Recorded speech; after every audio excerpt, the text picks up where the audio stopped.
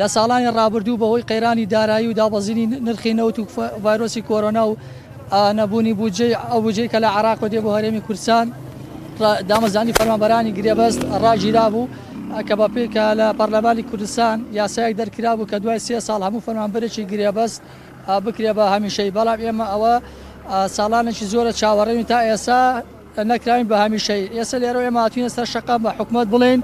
ئێمە ساڵانێکی زۆرە فەراغ و کەمی میلاک و کەلێنی دایارەکانمان بە موچێکی کەم پڕ کردووەتەوە. نەمان هێشت ئیشوکاری هاوڵاتیان پەچی بکەوێت شانبەشانی فەرمانبەرانی هەمیشەی لە دائیرەکان بەردەوام بووین کە ئێستا ڤایرۆسی کۆرۆنا نەماوە، کە ئێستا نرخی نەوت بەرز بووەتەوە، کە ئێستا ئەتیفاق کراوە لەگەڵ حکوومەتی عێراق و ماهانە بڕی 200 میلیارد دلار ئەنێرە بۆ هەرێمی کوردستان. ئێمە هاتووین داوای مافی خۆمان بکەین بۆ بەڕێزان لە سەرۆکایەتی ئەنجومەنی وەزیران و سەرۆکی حکوومەت. ئێمە وەکو فەرمانبەرانی گرێبەست لەسەر جەمدامەزراوەکانی حکوومەتی هەرێمی کوردستان لە ساڵی 2013 لە پەرلەمانی کوردستان بەپێی یاسا بڕیاری بە هەمیشەیبوونمان درا و پاش 3 ساڵ لە خزمەتکردنی بەردەوام و بەبێ دابڕان. حکوومەتی هەرێمی کوردستان چەندین جار بەڵێنی بە هەمیشەیبوونی بە فەرمانبەرانی گرێبەست داوە بەبێ ئەوەی بارگرانی دارایی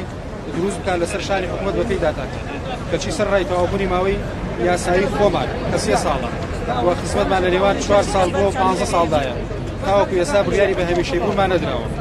هەرچەندە بە نووسراوی فەرمی کە وەزارەتی دارایی ئاڕاستەی سەرۆکایەتی ئەنجومەنی وەزیران کراوە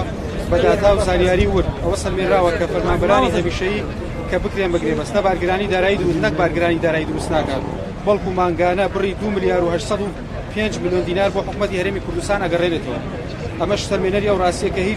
هیچ بربەست و هیچ هۆکارێک نەما بۆ یەکلاکردنەوەی ئەم پرسە لێرەوە بەناوی سەرجەم فەرمانبەرانی گرێبەستەوە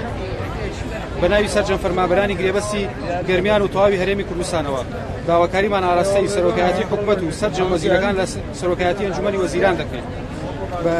بە زووترین کات پرسی فەرمانبەرانی گرێبەست بە لە بەرچاوگرتنی مافی فەرمانبەرانی گرێبەست یەکلا بکرێتەوە بە پێچەوانەوە پشتگوێخستن و پشتگوێخستنی کەسی فەرمانبەرانی گرێبەست بایکۆتی سەرتاسەری لەسەر ئاسی هەرێمی کوردستان ڕاگەێنێت.